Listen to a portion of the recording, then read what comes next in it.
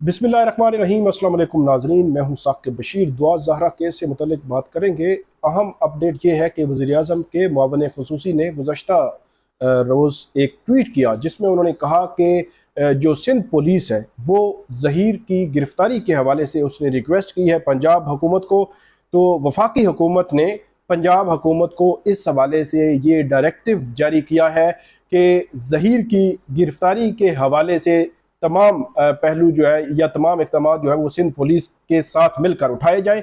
और दूसरा, child bureau protection bureau जो है उसके हवाले से भी एक दरख्वास्त दुआ ज़हरा के वालिदैन ने पंजाब हुकूमत के पास जमा करवाई कि चाइल्ड प्रोटेक्शन ब्यूरो जो दुआ ज़हरा है उसको अपनी तहवील में लेकर उसको बाजियाब करा के अपनी तहवील में ले। इस हवाले से भी वज़ीर-ए-आज़म के मुआविन ख़ुसूसी ने ये कहा है कि पंजाब हुकूमत को ये कह दिया गया है कि इस हवाले से भी जो दरख्वास्त है उस पर मुकम्मल अमल किया जाए और जो चाइल्ड प्रोटेक्शन ब्यूरो है वो दुआ ज़हरा को तहवील में ले। बड़ा इंपॉर्टेंट है। और इसके अलावा उन्होंने ये भी लिखा कि जो चाइल्ड मैरिज है इसको किसी सूरत भी जो है वो इग्नोर नहीं किया जाएगा।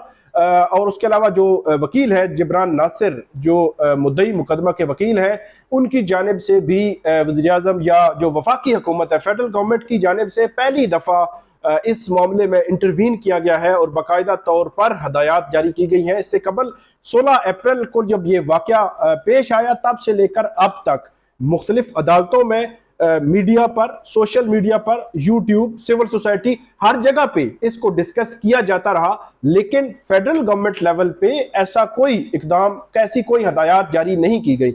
लेकिन पहली दफा ये हदायत जारी की गई हैं और बज़ाहिर इसके पीछे जो मकसद लग रहा है वो यही है कि जो मेडिकल बोर्ड की रिपोर्ट आई थी, 11 रुकनी मेडिकल बोर्ड था जिसने दुआ ज़हरा को माइनर डिक्लेयर किया।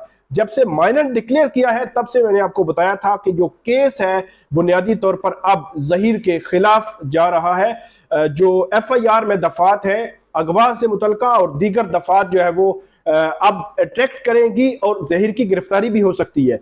इसी वजह से ज़हीर ने 7 जुलाई को लाहौर हाई कोर्ट से प्रोटेक्टिव बेल करवाई थी।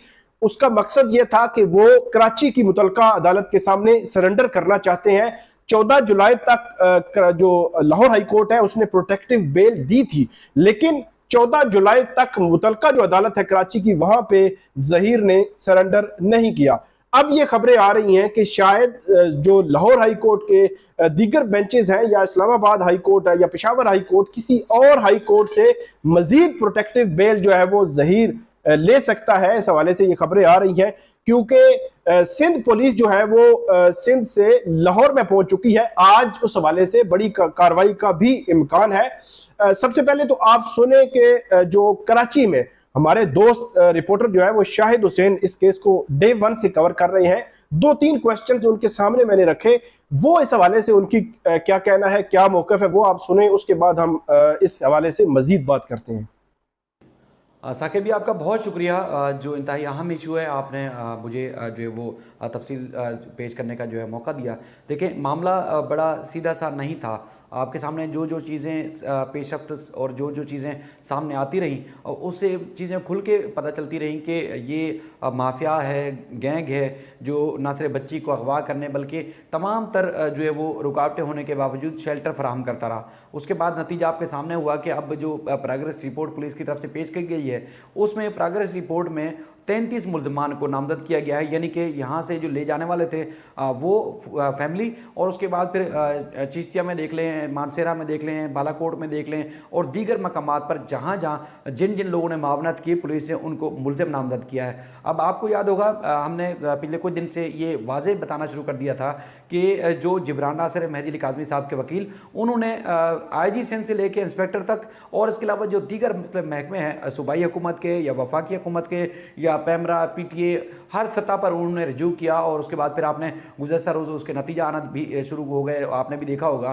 कि जो सलमान सूफी साहब है मामले खसूसी, उन्होंने बाकायदा तौर पर इस बात का ट्वीट किया कि जो चाइल्ड प्रोटेक्शन ब्यूरो है फौरी तौर पर बच्ची को अपनी तहवील मिले और उसके बाद फिर बच्ची को वहाँ चाइल्ड प्रोटेक्शन ब्यूरो जो है मुंतकिल किया जाए, और साथ में जो मुल्ज़िम जहाँ पर भी है और जिस तरह भी है उन्होंने कहा कि उनको जो है वो फौरी तौर पर उसको तहवील में लेके उसके खिलाफ मजीद कार्रवाई की जाए। यानी कि आप खुद देखें कि वफाकी हुकूमत किस हद तक जो है इसमें इन्वॉल्व हुई है, मुलविस हुई है, इसलिए कि ना सिर्फ जिब्रान नासिर बल्कि जो आवाम का जो एक इस केस में ख़ास तौर पर जो रद्द-ए-अमल सामने आ रहा है उसको भी लेके हमने देखा कि बड़ी संजीदगी से इसके ऊपर जो है वो काम किया गया है। अब टर्न जो इस केस में अगर देखा जाए तो वो उम्र का तयन था, जिस उम्र के तयन के बाद ना सिर्फ पुलिस बल्कि तमाम जो इदारे थे वो यकजा हुए और उन्होंने जो मेहदी अली काज़मी का मौक़िफ़ था उसको दुरुस्त तस्लीम किया। उसके बाद फिर कार्रवाई का आगाज़ किया गया। उसके बाद जो सबसे बड़ी और अहम एक केस में टर्निंग पॉइंट था वो ये था कि मुल्ज़मान की लोकेशन का आ जाना। और आपको पता है कि बाबर सलीम साहब जो सीनियर सहाफ़ी हैं उन्होंने भरपूर तरीके से कोशिश की और उसके बाद फिर मुल्ज़मान को उनको ना सिर्फ उनकी जो कराची में CDR बल्कि उनकी जो गैर रिवायती रास्तों से जो उनका जाना था वो सारी जो चीज़ें भी उन्होंने सामने रखी। तो उसके बाद फिर पुलिस ने एतराफ़ कर लिया यकीनन कि मुल्ज़मान भी यहाँ पर मौजूद थे। मुल्ज़मान ने जो है वो बच्ची को अगवा करने में मुलविस है और हर तरह की जो उनके ऊपर जो एलिगेशन है, चूँकि अब वो उनका रोल क्या था, किस तरह किस हद तक रोल था, वो चूँकि हतमी जब या ज़िमनी चालान आएगा उसमें वादे किया जाएगा, लेकिन प्रोग्रेस रिपोर्ट को भी यकीनी तौर पर रिकॉर्ड का हिस्सा बनाया जाएगा।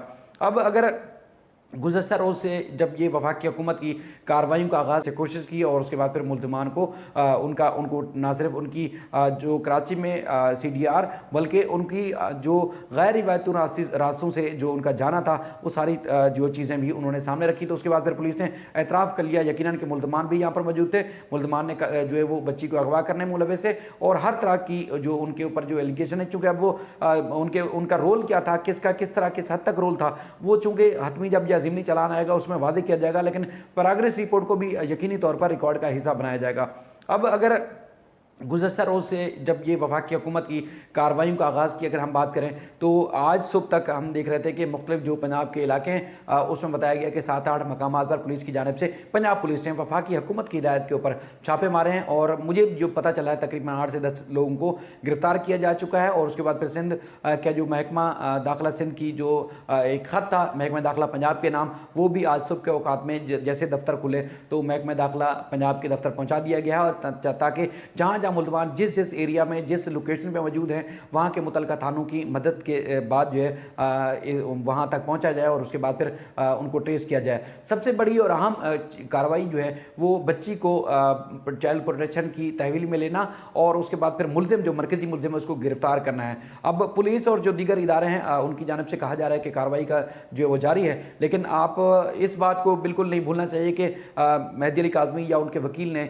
जो कार्रवाई की रिपोर्ट पेश की गई है, प्रोग्रेस रिपोर्ट, उसमें उसको उन्होंने मुस्तरद किया है। वो कहते हैं कि जो मुल्ज़मान का जुर्म है उस नौयत की दफ़ात नहीं लगाई जा रही। प्रोग्रेस रिपोर्ट जो ये हतमी नहीं है, इसमें ज़ाहिर दफ़ात में यकीनी तौर पर रद्द बदल किया भी जा सकता है कि जो जैसे ताज़ीरात पाकिस्तान की दफ़ा 363 लगाई गई है, वो कहते हैं नहीं 364A और 365B शामिल होना चाहिए, जो नाकाबिल ज़मानत है, बल्कि मुल्ज़मों को जो सज़ा होती है अगर जुर्म साबित होता है तो उसमें 14 साल सज़ा होगी। तो उनकी ये कोशिश है कि ये चीज़ें होनी चाहिए। अगर ये सब कुछ हो गया तो यकीनी तौर पर मुल्ज़मान जब गिरफ्तार होंगी तो उनको वहाँ से राहदारी रिमांड लिया जाएगा पंजाब की किसी भी अदालत से, उसके बाद उनको कराची मुंतकिल किया जाएगा और सारी कोशिश ये होगी कि यहाँ ट्रायल कोर्ट के सामने पेश किया जाए और ट्रायल कोर्ट से ही जो हुक्मनामा है मज़ीद उस पर अमल दरामद किया जाए। केस बड़ा मजबूत है, वाज़ेह भी है और हर चीज़ें जो है अब तक खुल के भी सामने आ चुकी हैं। अब इस बात का इंतज़ार किया जा रहा है कि आज शाम तक, मुमकिन तौर पर शाम तक जो है बच्ची जो है वो बाजियाब हो जाए,